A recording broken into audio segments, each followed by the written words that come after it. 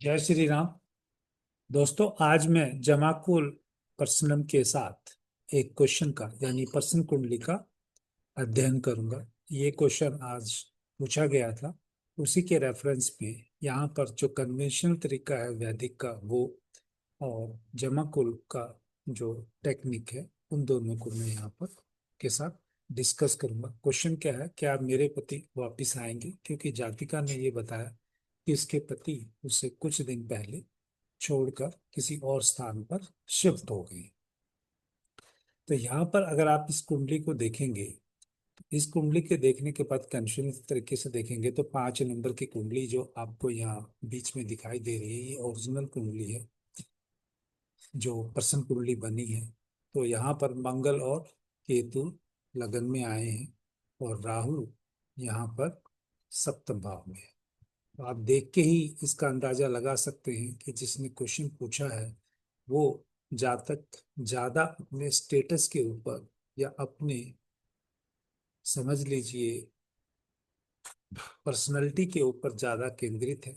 क्योंकि यहाँ पर जो सूर्य है वो दसम भाव में जाके बैठा है, लगन का जो स्वामी है वो दसम भाव में बैठा है, और जो सप्तम भाव जिसका स्वामी है और वो शेयर्ड रिसोर्सेज या आप कह सकते हो अष्टम भाव में बैठा है। वहां पर ये इंडिकेट करता है मंगल केतु का होके लगन में, राहु केतु एक्सेस का पूरा होके, और शनि सप्तमेश का अष्टम भाव में जाके बैठना, ये इंडिकेट करता है कि ये बहुत ही मुश्किल चीज है कि वापिस वो जातक आ जाए, अपनी पत्नी के पास वो जातक आ जाए। लेकिन क्योंकि हमें कुंडली में एक नॉर्मल पर्सन कुंडली देख रहे हैं, अगर हम इसमें ये भी देखें साथ में ताजिक का कंसेप्ट भी लगाएं, तो ताजिक में जो, अगर कार्येश और लग्नेश के बीच में संबंध देखें तो वहां से भी हमको ये पता चलता है कि शनि जो कि धीमी की गति का ग्रह है वो तेज गति के ग्रह से पीछे ही रह गया। तो इसके फेल और इस क्वेश्चन में जो नेगेटिव आंसर आने के आसार हमको ज्यादा दिखाई देते हैं। लेकिन जब हम जमाकुल टेक्निक को लगाते हैं तो वहां पर हम तीन चीजों का विशेष रूप से अध्ययन करते हैं। एक है उद्यम लगन।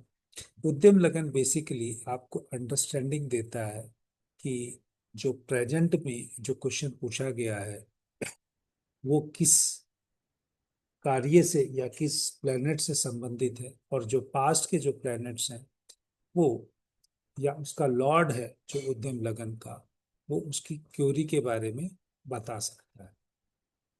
और आरूढ़ा जो लगन है वो ये बताएगा कि जो क्वेश्चन पूछा गया है उसके बारे में लोग क्या सोचते हैं।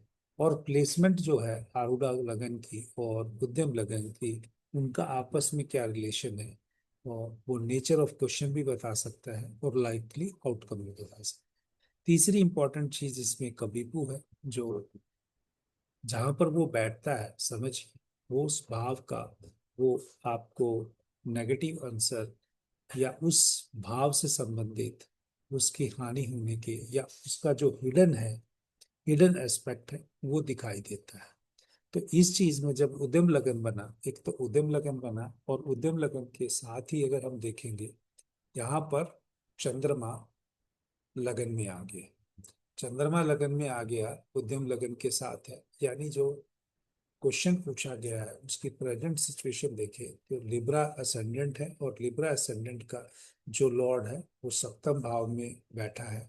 सप्तम भाव में बैठने से यानी वो शादी से संबंधित क्वेश्चन तो जेन्युइन है, लेकिन जो मून का लगन में बैठना और साथ में जामा प्लेनेट का मून के ऊपर शनि का आ जाना को विशेष रूप से इस क्वेश्चन के जो आउटकट में एक डिले दिखाता है, इस क्वेश्चन की आउटकम में एक डिले दिखाता है। यहाँ से फिर हमने दूसरा एस्पेक्ट ये देखा, जो इसको अप्रोच कर रहे हैं लगन के यानी 7 नंबर का है, तो प्लेनेट इसको जो अप्रोच करेंगे वो मार्स और केतु है। तो मार्स और केतु अगर अप्रोच कर रहे हैं तो मार्स जनरली हस्बैंड का कारक समझा जाता है और केतु उसके साथ है कुंडली में, तो वहां पर भी कोई पॉजिटिव आउटकम नहीं दिखाई दे रही है।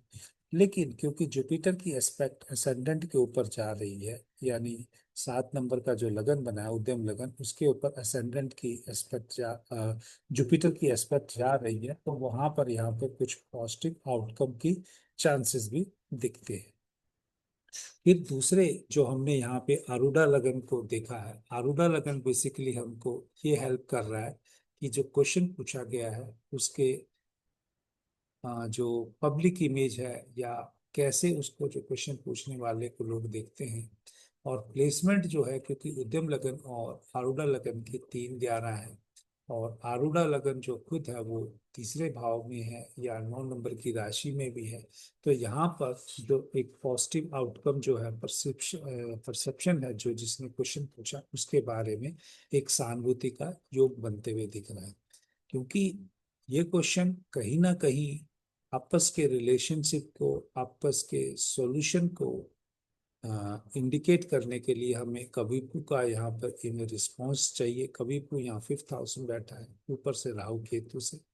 जो भी बुद्धि है, जो भी बुद्धि के हिसाब से डिसीजन लिया गया है, वो अभी तो इस क्वेश्चन के हिसाब से वो वापिस रिटर्न नहीं दिखता है। लेकिन आने वाले समय में जैसा मैंने बताया कि अभी ट्रांजिट का जो जुपिटर है वो 3 नंबर राशि से चल रहा है। तो जब वो यहाँ पर 4 नंबर राशि में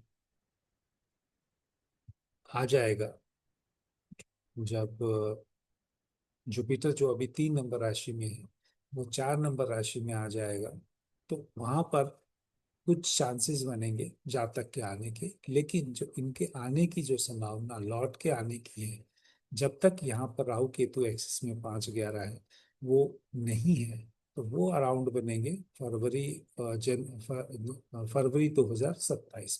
तो जातिका को यही बताया गया है कि ये जो जातक है आपके पास लौट के आ सकता है फरवरी 2027 के आसपास। लेकिन उससे पहले, क्योंकि मैंने आप एक ही सेंटेंस भी लिखा है कि उद्यम लगन को जो प्लेनेट पास कर चुके हैं वो कार्य को दिखाते हैं, या राहु और शनि है, तो विशेष रूप से मुझे इसके उंगली से भी बाद में चेक किया, ये जातिका की लाइफ में शायद ये ट्रबल नहीं आती अगर इन्होंने अपना कर्मा, या आप कह सकते हो पब्लिक सर्विस, या कहीं पर भी जॉब की होती, तो ये स्थिति नहीं बनती। क्योंकि इसकी कुंडली में जातिका के लिखा था कि इसको इंडिपेंडेंट बनना है, अपना प्रोफेशन करना है। जब हम कई बार नहीं करते हैं तो चार्ट में वो किसी न किसी रूप से एक्टिव होता है, नेगेटिव वे से एक्टिवेट होता है, जब हम अपने कर्मा के अनुसार नहीं चलते, ताकि सिचुएशन ऐसी क्रिएट हो और हम अपने कर्मों को पहचाने और उसके बाद ठीक कर सकें।